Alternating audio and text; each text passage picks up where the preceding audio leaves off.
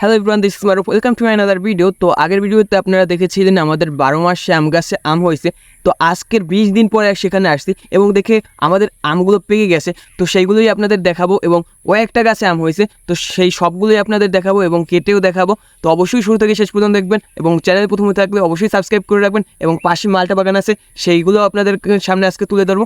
তো গাইস এখন আমগুলো ছেঁড়া যাক, কারণ আজকে আমগুলো ছেঁড়ার জন্য আসছি। এইগুলো দেখেন, এই দুইটি কিন্তু একেবারে ফুল পেকে গেছে এবং এই গাছটার প্রায় আমগুলোই পেকে গেছে। তো আর যে গাছগুলোয় আম আছে ওইগুলোও পেকে যাবে, যার কারণে বাসায় নিয়ে রেখে দেবো, কারণ এখানে থাকলে পাখিতে খায় কিনা, যার কারণে এখন সবগুলো ছেবো। ও মাই গড! তো ভাই ভাই নাকমুখে পড়ছে ভাই, পানি দেওয়া লাগবে, পানি ইমার্জেন্সি ভাই। আল্লাহ, ফেস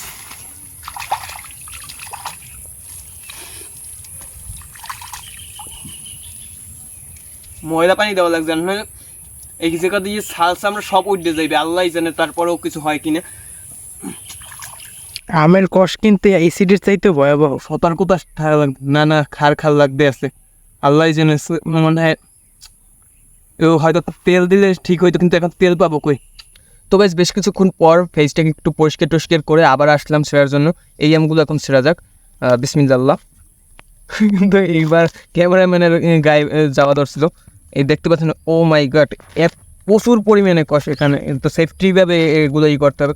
এই আমের কষগুলো যদি নাকমুখের কোনো স্থানে লাগে সেইটা কিন্তু অ্যাসিডের মতন একেবারে পুড়ে যায়। অ্যাসিড যেভাবে পুড়ে ফেলে ঠিক সেইভাবেই কিন্তু এই আমের কষগুলো পুড়ে ফেলে। তো সতর্কতার সহিত অবশ্যই কাজ করতে হবে এগুলো ছেঁড়ার সময়। তো দেখবেন, এই দেখতে পাচ্ছেন যে কত কিন্তু কষ বের হয়েছে। তো এই দেখেন, আর আমটাও বেশ মাশাআল্লাহ বড় আছে। এখানে রাখি, সেফটিভাবে করতে হবে, কারণ এই গাছটার আমের কষগুলো একেবারে বেশি। এই দেখতে পাচ্ছেন, ও মাই গড, কত কষ বের হইতেছে। তো সামনে একটা গাছ আছে, রমিম চলে এসো।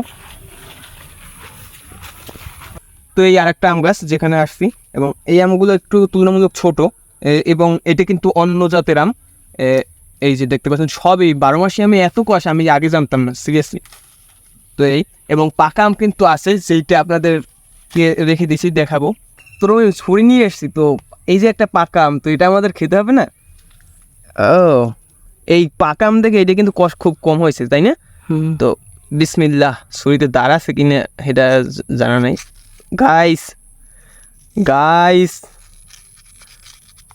ও ভাইটা, ও সেই তো গাইস, ও ভাই সাব, জাস্ট দেখেন লুকটা দেখেন, একেবারে গাছ পাকা আম। ও একটু টেস্ট করে দেখি। বিসমিল্লাহ।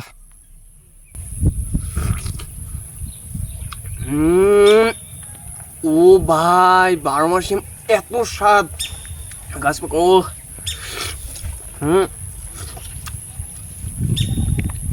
মাইন্ড ব্লোয়িং ভাই,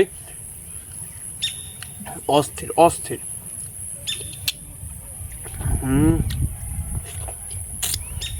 ও ভাই, প্রাণটা ছুড়ে গেছে ভাই। তো রমিম, খাই দেবো, কেমন লাগে তোমার কাছে, কেমন লাগে? সেই 12 মাসে আম, ও মাই গড! নিজেদের কাছে এরকমের কিনা আমের মতো স্বাদ পাবো কখনো কল্পনাও করিনি। Just wow! আর সেটাও 12 মাসে গাছ পাকা খাইতে আছি, গাছ পাকা সচরাচর। ও আমি ভাই ভাবছিলাম কি জানো, যে গাছে মনে হয় পাকা আম পাবো না, পাখিতে খেয়ে ফেলবে, কিন্তু যে ও মাই গড ভাই, এত সুন্দর একটা আম পাবো কখনো কল্পনাও করিনি। Just wow! তো গাইস, আমরা কিন্তু বাগানে আসছি। এই রকমের যে পানির যে দেখতে পাচ্ছেন এইগুলো ভেঙে, এই পিছনে যে দেখতে পাচ্ছেন ওইখানে কিন্তু ওই সাইডে বাগান, এবং আমরা কিন্তু এই পানির ভিতরে দেখতে পাচ্ছেন একেবারে পানি ভেঙে তারপরে আসছে এই বাগানে। তো পানির ভিতরে বলতে গেলে, কারণ বাসা দিয়ে একটু দূরে বাগানটা। তো গাইস, এবার চলে এসেছে মালটা বাগানের একটা মালটা গাছের নিচে, এবং এই গাছটায় প্রচুর পরিমাণে মালটা হয়েছে মাশাআল্লাহ, আপনারা দেখতে পাচ্ছেন। একেবারে দেখাও রমিম, এই যে প্রচুর পরিমাণে মালটা হয়েছে কিন্তু দেখতে পাচ্ছেন আপনারা। এবং এখানে কিন্তু মালটাগুলো এখন পর্যন্ত পাকে নয়, পরিপক্ক হয় নাই। তো পরিপক্ক হলে অবশ্যই খাওয়া যেত, কিন্তু এখন কিন্তু আপনাদের শুধুই দেখানোর জন্য আনছি। এবং যখন এগুলো পাকবে অবশ্যই আপনাদের দেখাবো, এবং তার জন্য অবশ্যই চ্যানেলটাকে সাবস্ক্রাইব করতে হবে, এবং নিত্য নতুন ভিডিওর জন্য অবশ্যই সাবস্ক্রাইব করে পাশে থাকতে হবে, যাতে আমি ইন্সপায়ার হই। তো দেখতে পাচ্ছেন, তো আজকের ব্লগটি আর দীর্ঘায়িত করবো না। তো ভিডিওটি ভালো লাগলে অবশ্যই লাইক করবেন, এবং চ্যানেল প্রথমে থাকলে অবশ্যই সাবস্ক্রাইব করে রাখবেন। টেক কেয়ার, আল্লাহ হাফেজ।